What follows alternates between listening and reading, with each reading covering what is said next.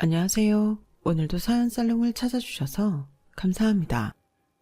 저는 30대 초반에 서울 동대문구에 사는 여성이에요. 제가 얼마 전 이 사연 채널을 알게 돼서 하나하나 듣고 있어요. 모든 이야기들이 다 제 이야기 같은 마음에 어느새 열혈팬이 되어버렸는데요. 이렇게 된 김에 제 이야기도 해보고 싶어서 오늘은 사연을 보내게 됐어요. 저한테도 열받는 시간들이 있었어요. 다른 분들보다는 좀 어린 나이에 겪은 일이라는 생각은 드네요. 그럼 이제 제 이야기를 본격적으로 해볼게요. 저는 정말 성실하신 부모님 아래서 자랐어요. 지금까지도 부모님은 남한테 손 한 번 안 벌리셨으니 말 다 했죠. 두 분 다 자수성가하셨기 때문에 힘든 사람들 심정도 잘 아셔서 봉사활동도 열심히 하세요. 그렇게 평생을 낭비하는 시간 없이 사신 부모님을 저는 정말 자랑스럽게 생각하고 있어요. 부모님이 저한테 늘 입버릇처럼 당부하신 말씀이 있어요. 미란아, 사람은 남을 도우면서 살아야 돼. 남의 걸 내 것처럼 탐하고 사면 결국 자기가 돌려받는다. 마찬가지로 내가 잘하면 그게 나한테 돌아와. 당하고 사는 건 안 되지만 남을 배려하는 마음을 가져야 돼. 그리고 자기 일에 책임을 지고 성실해야 돼. 저런 말을 부모님들이 곧잘하는 잔소리 정도로 여길 수도 있겠지만 저희 부모님은 그 말씀을 정말 실천하며 사시기 때문에 저에게는 많이 와닿았어요. 그렇게 사는 게 당연하다고 생각하면 컸고요. 하지만 남편과 시댁은 저희 집과는 아주 많이 달랐어요. 어딜 가도 말도 안 되게 자기 권리만 주장했어요. 심지어 시어머니는 핸드폰을 사서 자기가 고장을 냈고 무상 수리 기간이 지났음에도 공짜로 새 걸로 바꿔내라며 서비스 센터에서 호통을 치는 사람이었어요. 서비스 센터에서 볼 때는 진짜 진상이었을 거예요. 그 일은 제가 서비스 센터에 미안해서 시어머니한테 새 거 사주고 직원들한테 미안하다고 사과하며 마무리됐어요. 이거는 하나의 예에 불과하고 뭐든지 그랬어요. 처음에는 성격이 나랑 달라서 그러려니 했어요. 또 어디를 가든지 서비스가 뭐 딸려 나오는 거 없는지 그것부터 불을 켜고 보기 때문에 저게 재밌어서 저러나 싶은 생각도 있었죠. 한 번은 일본으로 가족여행을 간 적이 있는데 일본 문화는 준비하지 않은 서비스나 공짜는 안 주잖아요. 그런데 시어머니가 자꾸 호텔 프론트에 내려가서 별걸 다 공짜로 달라고 하는 바람에 제가 아주 진땀을 뺐어요. 말도 안 통하는데도 그쪽이 무슨 말인지 대충 아니 정말 창피하더라고요. 그런데 남편은 아무렇지도 않게 생각해서 이게 자란 환경이 달라서 그러는구나 그렇게 이해하고 넘어갔어요. 한 번은 시어머니 지인 딸이 결혼을 한다며 저희도 같이 가자고 해서 간 적이 있는데요. 식사를 뷔페로 했거든요. 그런데 남편도 그렇고 시어머니 시동생까지 접시에 잔뜩 음식을 쌓아서 테이블에 놔두고 또 다른 접시 들고 가서 음식 잔뜩 퍼오는데 저는 먹지도 않았는데 질리는 거 있죠. 저도 그렇고 저희 가족은 뷔페에 가도 자기가 먹고 싶은 걸 적당히 갖다 먹었기 때문에 이렇게 뭐든 다 많이 퍼다 놓는 건 무슨 드라마에서나 봤지 제 눈으로 본 건 처음이었어요. 그런데 시어머니가 저를 보더니 이렇게 말하더라고요. 얘, 너는 어째 그렇게 깨작거리고 있냐?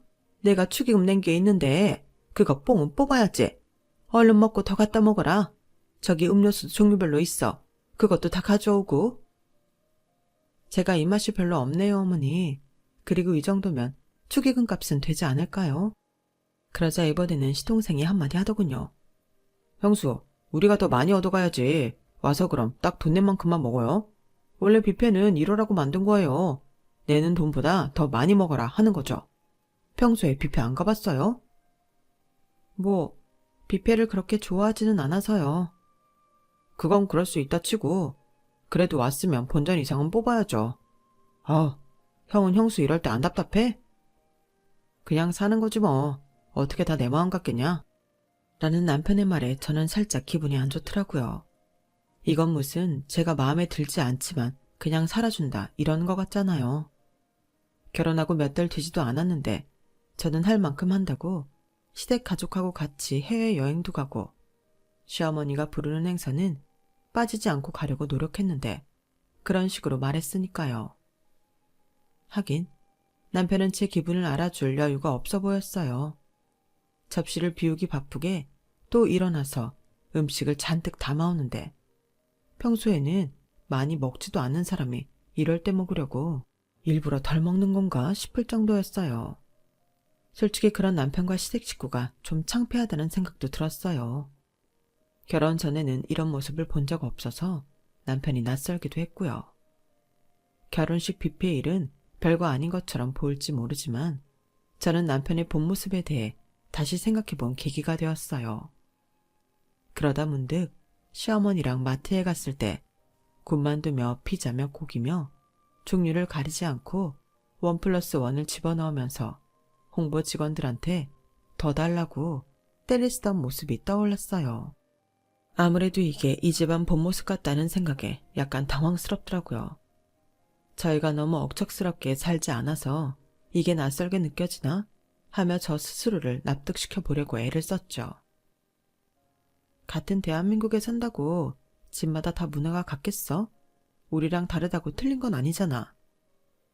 그렇게 혼자 중얼거렸는데 남편은 기어이 밤에 배탈이 나서 방바닥을 대굴대굴 굴렀고 저는 그 새벽에 편의점 돌아다니며 이것저것 약을 사느라 아주 고생을 했어요. 그러게 아무리 본전 뽑는다고 무조건 넘치게 많이 먹으면 어떡해. 적당히 했어야지. 이게 다 누구 때문인데 미란이 너 때문이잖아. 네가 많이 안 먹으니까 네가 먹을 양까지 내가 챙기느라 이렇게 된 거지. 누가 무조건 넘치게 먹었다는 거야. 남편은 제 말에 기분이 상했는지 발끈하며 자기가 탈난 걸 제 탓으로 돌리더라고요. 하도 어이가 없어서 더는 대꾸도 하지 않았는데 이게 시작이었어요. 시간이 지날수록 남편의 본 모습은 연애할 때와 완전 다른 사람이었어요. 이 인간은 자기 돈 쓸 때는 절대 비싼 걸 사지 않았어요. 아무리 할인 행사에 쿠폰이 있어도 그건 자기 쓸 것만 샀고요.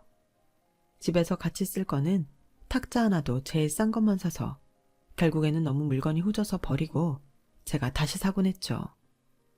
제가 무조건 싼 걸 산다고 뭐라고 하는 게 아니에요. 제 값을 하는 물건이면 저도 좋다고 하죠. 그리고 자기 개인적인 물건들만 야무지게 할인 쿠폰에 카드 할인 여러 가지 해서 저렴하게 좋은 걸 사니 너무 얄밉더라고요. 게다가 제 돈으로는 뭐든 거창하고 비싼 것만 샀으니까요. 에어컨하고 냉장고를 살 때도 그랬어요. 저는 아무리 봐도 돈에 비해 너무 비싼 것 같아서 그보다는 좀 저렴하지만 괜찮은 브랜드 걸 사자고 했죠. 이건 처음 나와서 그런 것도 있고 워낙 유명한 회사 거라서 더 비싸게 받는 것 같아. 여기 이게 비싼 성능인데 가격도 더 괜찮고 쓰기도 편할 것 같아. 리모컨도 간단하고. 미란아, 너 이런 거 살 때 궁상 좀 떨지 마. 집에 놓는 큰 가전제품은 집에 오는 손님들도 다 보는데 제일 유명하고 비싼 걸 놓아야 좀 가오가 서지 않겠냐? 쓰다가 불편하면 중고 내다 팔아도 돈도 더 받잖아. 나는 여기 이 브랜드 아니면 안 살 거야. 난 타협 못해. 무슨 애도 아니고 이렇게 무작정 고집을 부렸고 제가 그래도 망설이고 있으니 제 카드를 획 채가서 자기가 직원한테 가서 계산해 달라고 했어요. 이런 식으로 남편은 집에서 쓰는 물건들은 전부 제 카드로 당시 제일 비싼 것만 샀죠. 자기 돈으로 산 건 침대 옆에 놓는 스탠드나 토스터 정도였네요. 나머지는 다 자기 혼자 쓸 거였고요. 이 남자가 지 혼자 쓸 것만 괜찮은 걸 샀다고 몇 번씩 말하는 게 제가 정말 지금 생각해도 분이 안 풀리는 데가 있어서 그래요. 물론 점점 잊어버리고 있기는 하지만요. 당시에는 제가 이 남자랑 평생 살 거고 이것도 성격 차이라면 서서히 맞춰가면 된다는 어리석은 생각에 남편한테 끌려다니며 비싼 걸 전부 제 돈으로 샀어요. 시어머니 역시 백화점에 살 게 있으면 저를 꼭 불렀고 저를 짐꾼 취급하면서도 전부 제 카드로 결제했어요. 자기 돈 주고 사는 거요? 그거 동네 마트에서 팔아도 할인 행사 안 하면 절대 안 사는 사람이었어요. 제가 시댁 동네에 있는 시장을 가보고 느낀 건데 거기 장사하는 분들도 시어머니를 좀 싫어하는 눈치였어요. 요즘은 시장도 거의 정찰제이고 카드 받는데 자기는 1,000원, 2,000원도 카드 계산하려고 들면서 꼭 뭐 하나씩 더 얹어달라고 하니 누가 좋겠어요. 그렇다고 제가 간섭할 일 아니니 저는 제 할 일만 했죠. 옆에서 장본거 들고서 시어머니 따라다니는 거요. 제가 그렇게까지 멍청하게 굴었던 건 어린 나이에 세상 물정을 너무 몰라서 그랬던 것 같아요. 사실 저는 저희만 그렇게 안 살면 된다고 생각했거든요. 남편한테도 얘기를 잘하면 차차 바뀔 거라는 믿음도 있었고요. 그래서 시어머니는 시어머니 스타일대로, 나는 내 스타일대로 살면 되니 굳이 시어머니 살림에 제가 끼어들어 이런저런 말을 할 필요가 없을 것 같았어요. 그렇게 시간이 지나고 제가 결혼하고 4개월쯤 지났을 때 시어머니가 저랑 같이 갈 데가 있다며 찾아오셨어요. 뭐가 되게 급해 보이셔서 따라 나섰죠. 시어머니가 저를 데리고 간 곳은 백화점 할인 행사장이었어요. 예, 여기가 1년에 한 번도 세일 안 하고 지나갈 때도 있어. 그런데 이 백화점에서만 딱 3일 한다잖니. 내가 여기 옷하고 가방 꼭 사보고 싶었는데 가격이 엄두가 안 났거든? 근데 세일한다는 거 보고 눈이 번쩍 떠지더라. 그래서 내가 바로 너랑 가야겠다 생각한 거야. 어머니, 근데 여기 세일해도 비쌀 것 같은데요? 보세요. 이거 브라우스 하나 가격이 다른 데보다 0이 하나 더 붙어 있어요. 그래도 이 정도면 되게 싼 거야. 아무튼 얼른 골라야지. 저기 사람들 봐라. 좋은 물건은 금방 빠지게 생겼어. 그러더니 저도 밀치고 다른 사람들도 밀치고 억척스럽게 자기가 사고 싶은 것들을 막 꺼내는데 저는 그걸 보기만 해도 질려서 멀찌감치 떨어져 있었어요. 사람들도 너무 많고 시어머니가 재보지도 않고 이것저것 자기 사고 싶은 걸 막 손에 쥐고 가는 걸 보니 저는 사고 싶은 생각이 전혀 들지 않더라고요. 시어머니는 계산대 앞에 서더니 큰 소리로 저를 불렀어요. 예, 새아가, 나 다 골랐다. 이리 와라. 저는 얼떨결에 시어머니한테 갔죠. 그랬더니 아주 자랑스럽게 직원한테 이렇게 말하더군요. 우리 며느리인데 얘가 다 계산할 거예요. 얘한테 말하면 돼요. 저는 직원이 말해주는 어마무시한 가격을 카드로 결제했고 시어머니는 제가 결제하는 걸 보자마자 물건은 다 저한테 떠넘기고 다른 데를 구경한다며 벌써 혼자 어디로 가버리더라고요. 명품이 세일을 한다고 얼마나 싸겠어요. 그런데 자기 원하는 대로 전부 사버리니 이거는 세일하는 의미도 없게 제 카드로 엄청난 돈이 나가겠더라고요. 저는 거기서 이거 다 내가 못 내겠다. 결제 취소하고 저랑 어머니 카드로 나눠서 하든지 하자. 그런 말도 못하고 쇼핑백들을 들고서 시어머니를 쫓아서 얼른 따라가야 했어요. 시어머니는 할인 안 하는 매장에서는 일절 사지 않고 이것저것 해보기만 하면서 저 들으라는 듯이 얘, 이거 너무 이쁘지 않니? 나한테 너무 잘 어울린다, 그치? 이 나이에 이 정도는 해줘야 되는데. 아, 이거 정말 괜찮다.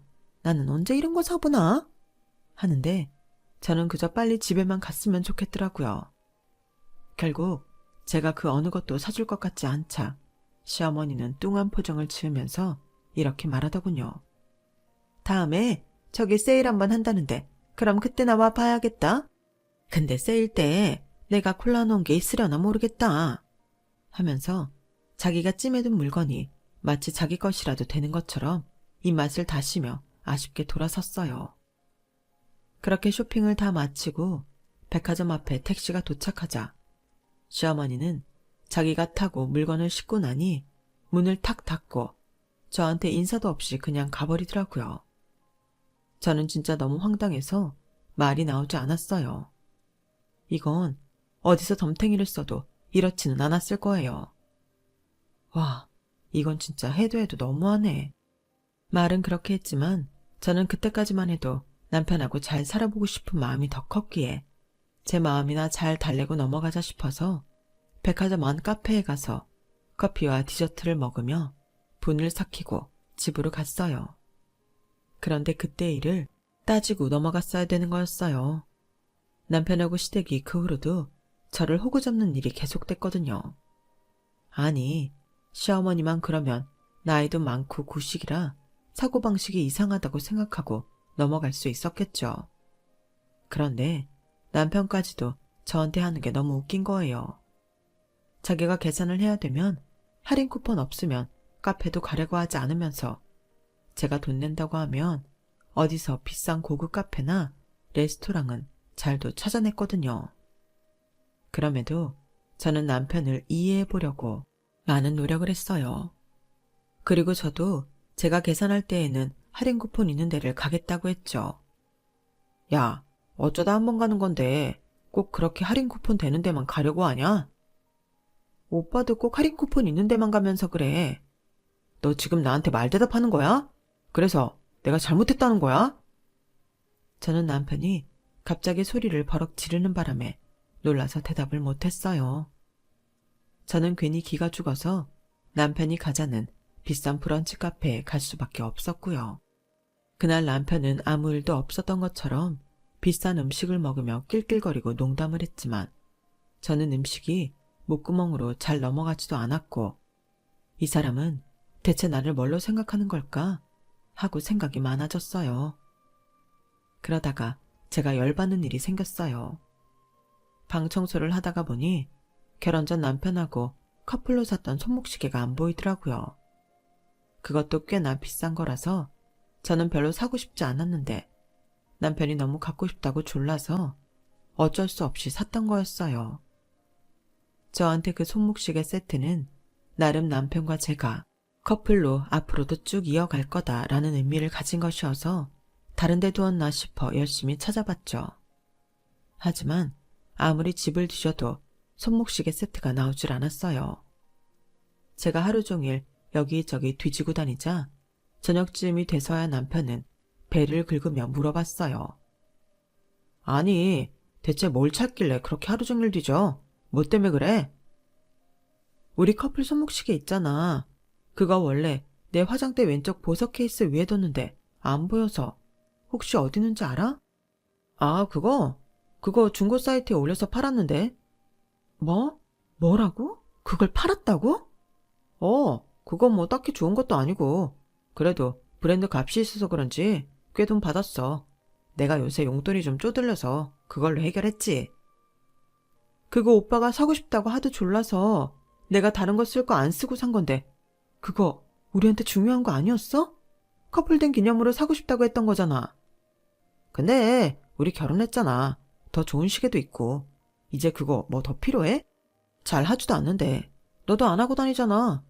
야, 내가 그거 돈 잘 받아서 용돈으로 잘 쓰면 그것도 좋은 거 아니야? 좀 좋게 생각해. 뭐 그런 거 갖고 징징대. 남편한테는 저희의 추억 같은 것도 안중에 없어 보였어요. 그저 그게 자기한테 돈이 되면 장땡이더라고요. 그러고 보니 남편이 연애할 때 저보고 사달라고 졸라서 샀던 것들을 이래저래 많이 없앴더라고요. 아마도 커플 시계처럼 중고시장에 내다 팔았겠죠. 시어머니는 더하면 더했지 덜하지 않았어요. 한 번은 주말에 남편하고 같이 시댁에 갔는데 처음 보는 반지를 끼고 있더라고요. 어머니, 그 반지 처음 보네요. 잘 어울리는데요. 이거 내 5만원짜리 실반지 24K라고 속여서 친구랑 바꿨잖아. 너무 잘했지? 이게 내 손가락에 있으니 이렇게 이쁘지? 아무 손이나 있으면 이뻐 보이겠니? 보석도 이게 다 주인이 있는 법이야. 그 반지 자체가 비싼 건 아니었지만 그래도 실반지를 24K라고 속여서 큐빅이 예쁘게 박힌 고급스러운 반지를 자기가 갖다니 정말 뭐라고 한마디 하고 싶은 걸 꾹 참았어요. 거기에 남편도 시어머니한테 맞장구를 치고 있었고요. 어우, 잘했네. 엄마, 저번에 미란이랑 백화점 가서 샀던 가방 있잖아. 그거 요새 팔면 돈 더 받는데. 어머, 그래? 당장 팔아야지 그럼. 어디서 그렇게 팔아? 내가 가르쳐줄게. 일단 내가 핸드폰으로 앱을 열고 이거 사진 찍은 걸 여기다 등록하면 돼. 제가 옆에 있는 것도 잊어버린 것처럼 남편과 시어머니는 머리를 맞대고서 가방을 비싸게 팔겠다고 난리였어요. 저는 완전 빈정상해서 그날 집에 돌아와 남편한테 따졌어요. 오빠랑 어머니는 왜 내 돈 주고 산 걸 자꾸 그렇게 팔아? 그럴 거면 왜 사달라고 한 거야? 아니, 어머니는 사달라고 한 것도 아니고 자기가 그거 너무 갖고 싶었는데 할인한다고 무조건 나 데려가서 결제하게 만들더니 그걸 판다고? 야, 일단 사줬으면 그 사람 마음 아니냐? 네가 돈 냈다고 그 후에 어떻게 하는지 그것도 간섭하려고 해? 그건 아니지. 그리고 엄마가 그 가방 하나만 파는 건데 뭘 그렇게 난리를 쳐. 그렇게 저희가 말다툼을 하고 있는데 시어머니가 남편 핸드폰으로 전화를 했더라고요. 남편은 짜증을 내며 전화를 스피커폰으로 받았어요. 왜? 뭐 때문에 오자마자 전화야? 너는 뭘 그리 성을 내니? 엄마가 아들한테 전화도 못해? 아니, 나 다음 주에 여행 가잖아. 새애기가 저번에 사준 옷 중에 하나 10만 원 얹어서 팔아먹은 게 있거든? 근데 그게 여행 갈 때 딱인 옷인데 말이야. 그래서 말인데 요새 새애기 기분 어때? 걔가 요즘 좀 분위기 딱딱해서 백화점 가자고 말을 못하겠더라고. 그래서 너한테 물어보는 거야. 별일 없지? 그 말에 남편은 제 눈치를 보더니 헛기침을 하며 나중에 다시 이야기하자면서 전화를 끊어버렸어요.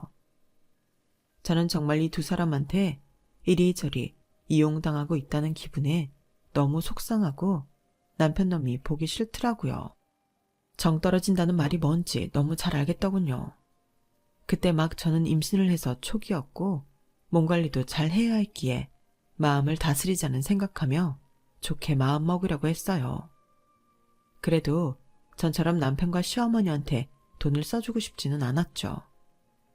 제가 정과 같지 않다는 걸 안 남편은 제가 임신을 했음에도 점점 냉정해졌고 저희는 제가 아이를 낳을 때까지 계속 거리를 두고 지냈어요.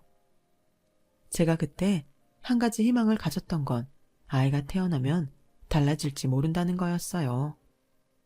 그래도 자기 자식이고 친손주인데 이쁠 거 아니에요. 하지만 이 집안 사람들은 전혀 그렇지 않더라고요. 친정에서는 첫손자가 태어났다며 온갖 것을 다 해줬는데 시어머니는 세일하는 기저귀 한 박스 보낸 게 다였어요. 게다가 무슨 수입 제품이라며 큰소리 떵떵 치며 신생아 옷을 사왔다는데 저는 그런 브랜드를 본 적도 없었거든요. 게다가 옷이 너무 조잡하고 천이 별로여서 아이한테 입힐 수가 없겠더라고요.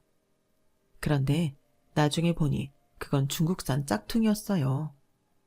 제가 꼭 비싼 걸 바라는 게 아니에요. 제가 속상했던 건 첫 아이 태어난 선물에 저를 속이기까지 하면서 어떻게든 싼 걸 사서 보낸 거, 그거였어요. 그리고 저렴해도 괜찮은 물건 사면 안 되나요? 꼭 무슨 브랜드를 바라는 게 아닌데 왜 짝퉁을 사주냐고요. 저는 도저히 가만히 있을 수 없어서 시어머니 왔을 때 한마디 했어요. 어머니, 첫 손주인데 어떻게 짝퉁을 땡땡 브랜드라고 속이세요?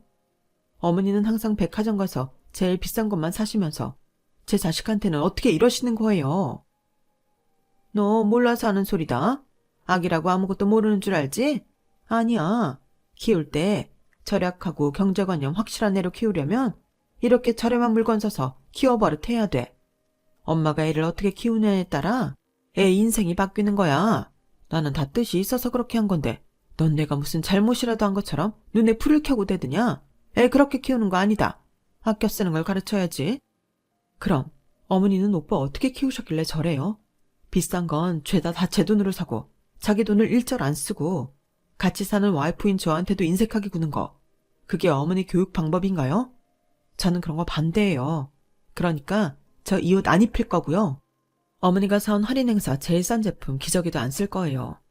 저는 그런 아들 만들고 싶지 않거든요. 그리고 경제관념 철저히 해야 된다고 하셨죠? 저도 앞으로 더 경제관념 철저하게 앞으로 어머니 용돈이나 어머니한테 쓸 건 다 오빠 돈으로 하겠습니다. 제 돈에서 나가는 거 일절 없을 거예요. 저는 우리 아들 키워야죠. 그렇게 시어머니와는 얼굴을 붉히며 이야기가 끝났고 그 후로 시어머니는 제가 산후조리원에서 나올 때까지 한 번도 찾아오지 않았어요. 남편도 제대로 들여다보지 않아서 서러운데 정말 너무 속상했고 괜히 결혼했다는 생각만 들었어요. 그래도 아이가 태어났는데 이혼 같은 건 생각하지 못했죠. 하지만 진짜 열받는 일은 그 다음에 일어났어요. 제가 아들을 낳았을 때 이모들이 돈을 모아서 저한테 300만 원을 보내줬어요. 아이 태어나고 필요한 거 사는데 보태라고요. 그런데 제 통장을 확인했는데 딱 그 300만 원이 빠져나간 거예요. 저는 돈을 인출한 적이 없는데 어떻게 된 거지? 너무 당황스럽기만 했어요. 그러다가 제 통장과 저와 남편의 공동생활비 통장의 비번이 같다는 사실을 깨달았어요. 처음 공동생활비 통장 만들 때 제가 비번을 정했으니까요. 그걸 혹시 남편이 알고 있었던 건지 의심스러웠죠. 저는 남편이 퇴근하고 오자마자 제 통장에서 돈을 뺐는지 물어봤어요. 그랬더니 이 남자 아주 태연하게 그렇다고 하더군요. 엄마가 앞으로 민준이 봐주신대. 그러니 한 달에 300쯤 줬으면 좋겠다고 하시더라고. 그걸 나한테 한마디 상의도 없이 정해? 그리고 돈을 줄 거면 오빠 통장에서 주지. 왜 내 통장에서 뽑아? 내 통장 비번을 왜 눌러보냐고? 제가 소리를 지르자 남편은 어이없다는 듯 눈을 부릅떴어요. 아이 깜짝이야. 나 귀 안 먹었어. 왜 소리를 지르고 그래? 야, 나 돈 없어. 그리고 애 키우는 건 엄마가 해야 되는 거잖아. 그걸 우리 엄마가 도와주신다고 하니 당연히 네 돈으로 해야지. 너 진짜 그렇게 나올 거야? 어? 막 나가자는 거야? 뭐? 뭐? 막 나가는 건 미란이 너잖아. 어디다 대고 너야? 저는 그날 너무 화가 나서 잠이 오질 않았어요. 남편은 아이가 온다며 방에도 안 들어오고 거실에서 잤고요. 이대로는 더 이상 답이 없다고 생각한 저는 남편이 출근하자마자 트럭을 불러서 제 카드로 결제한 비싼 가전제품이며 가구들을 전부 빼서 친정으로 보냈어요. 그리고 저는 택시를 불러 아이를 데리고 친정으로 갔고요. 이게 다 무슨 일인가 놀라서 저와 아이를 보던 친정 부모님은 제가 그동안 있었던 이야기를 하나하나 털어놓자 화가 나서 어쩔 줄 몰라 하셨어요. 그리고 그날 저녁 남편이 전화를 했더라고요. 야, 집이 이게 어떻게 된 거야? 왜 이렇게 휑해? 아무것도 없잖아. 너 지금 어디야? 어디 있냐고? 남편의 고함이 핸드폰 밖으로 들렸는지 뒤에 있던 아빠가 제 핸드폰을 뺏어서 남편한테 한마디 했어요. 자네는 자네 아들 낳은 아내한테 그렇게 소리를 지르는 게 맞아? 이제 조리원 나와서 겨우 몸푼 애한테 할 짓이야. 그리고 우리 딸한테 들어온 300만 원 찾아서 자네 어머니 줬다며 미란이한테 물어보지도 않고 말이야. 나 그동안 자네랑 자네 어머니가 미란이한테 어떻게 했는지 다 들었어. 나는 적어도 집에서 쓰는 가전제품하고 가구들은 둘이서 반반 나눠서 낸 줄 알았어. 근데 미란이가 다 했더군. 온갖 비싼 물건은 죄다 미란이 카드로 쓰고 미란이는 그거 갚느라 자기는 돈 한 번 못 써보고 말이야. 이보게, 나는 그런 사회 필요 없네. 내 딸이 어디 모자란 것도 아닌데 내 딸을 호구 취급하는 그런 집안에 왜 둬야 하나? 자기 마누라 하나 못 챙기고 지 엄마하고 똑같이 논 놈을 뭘 믿고 내 딸을 맡겨? 다 필요 없네. 자네 갖고 단단히 하고 있어. 아빠의 추상 같은 호령에 남편은 아무 대답도 못하고 전화를 끊는 것 같았어요.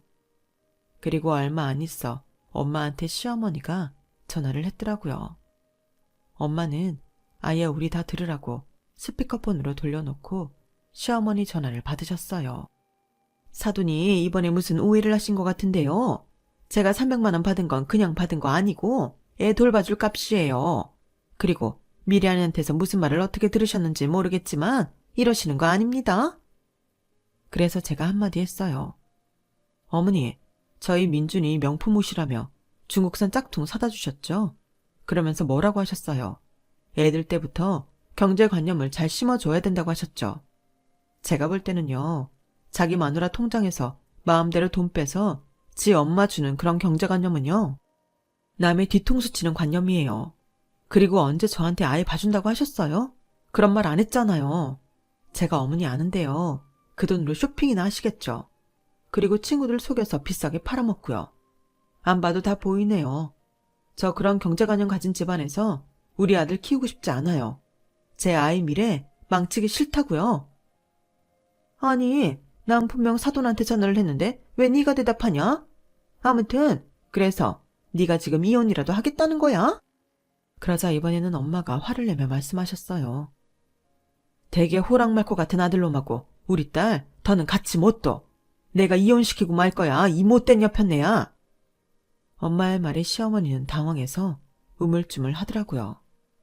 그리고 잠시 후 남편이 집 앞에 찾아왔어요. 엄마 아빠는 저한테 나가지 말라고 하고 두 분이 나가셨어요. 그러자 남편은 놀라서 머뭇대더니 바로 그 자리에 무릎을 꿇더라고요. 장인어른 장모님, 제가 잘못했습니다. 이게 다 제가 부족한 탓이에요. 그래도 이혼은 아니죠. 앞으로 잘할 테니 지켜봐 주세요. 저희 결혼한 지 2년도 안 됐는데 이혼은 아닌 것 같아요. 그 사람 지금 아이 낳고 호르몬 때문에 감정 조절 안 돼서 그런 거니 제가 잘 타일러서 같이 잘 살겠습니다. 그러자 엄마가 안으로 저벅저벅 들어오더니 소금 한 바가지를 들고 나가 남편 머리에 확 퍼부었어요. 정신 차려 이놈아. 우리 미란이가 감정 조절이 안 돼서 그래? 너 같은 놈을 두고 적반하장이라고 하는 거야. 그동안 내 딸 저런 인간들 때문에 속 썩었을 생각하면 속 터져. 너 우리 집안 정신적으로 피해 입힌 것까지 싹 다 갚을 준비나 하고 있어. 아니, 이렇게 저한테 화내실 일이 아니에요. 오해하신 게 있어요. 저는 더 참지 못하고 밖으로 나갔어요. 이미 맞은편에 사는 사람들과 아래 위층에서 다 나와서 저 애를 지켜보고 있었어요. 저는 그런 건 다 상관없었어요. 야, 네가 내 카드 아니면 비싼 가전제품은 하나도 안 사고 고작 침대 스탠드나 사놓고 생색내고 결혼 전 커플 시계 사달라고 지가 졸랐던 것까지 나한테 말 안 하고 팔아서 지 용돈 쓰고 네 엄마는 나 백화점에 무작정 끌고 가서 명품 브랜드 할인한다고 싹쓸이 하다시피 산 다음 친구들한테 웃돈 얹어서 팔고 그래놓고 자기 손자 태어났는데 경제관념 길러야 한다고 제 일상 기저귀에 짝퉁 옷 사다 준 게 어디가 오해냐? 어? 그게 내 감정 조절하고 무슨 상관이야? 여기 계신 분들한테 물어볼까? 저기요, 이 인간들이 그래놓고 제 통장에서 이모들이 아이 축하한다고 보내주신 돈 300만 원 몰래 빼다 지네가 꼽을 쳤어요. 이게 제가 감정 조절이 안 되는 거랑 상관 있나요? 감정 조절 안 될 만하지 않아요? 야, 이 쫌팽이 같은 새끼야. 너는 네 돈만 절대 안 쓰는 절대적 절약하면서 누구한테 덤탱이를 씌워. 너 진짜 오늘 나한테 죽어볼래? 제가 정말 마대자루라도 들고 한 대 때릴 기세를 보이자 남편은 사람들을 해치고 비상계단으로 뛰어내려가 도망을 쳐버렸어요. 그날 이후 저는 지방의 경치 좋은 데에 사시는 이모 댁으로 가서 아들과 함께 잠시 쉬기로 했어요. 그 사이 아빠와 엄마는 변호사를 선임하고 저 대신에 이혼 소송을 준비하셨고요. 저희 부모님이 봉사다니고 좋은 일 많이 한다니 남편과 시어머니는 무슨 순둥이라고만 생각했는지 마음대로 하라며 큰 소리 쳤다는데 이혼 서류에 저한테 돈 쓰게 했던 증거자료며 주변 사람들 증언까지 싹 다 준비해갔더니 손을 달달 떨며 우리 이제 어떻게 해야 되냐고 울상을 지었다더군요. 하지만 이미 때는 늦었고 남편은 꼼짝없이 이혼 소송을 해야 했죠. 저희가 살던 집은 엄마가 대신 부동산에 가서 내놓았어요.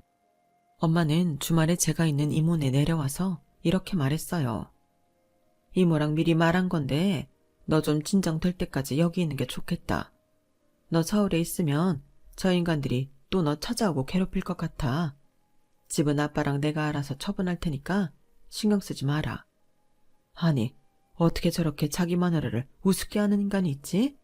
최서방 그렇게 안 봤는데 내가 정말 사람을 잘못 봤다. 이게 뭐 엄마 책임이야, 내 책임이지.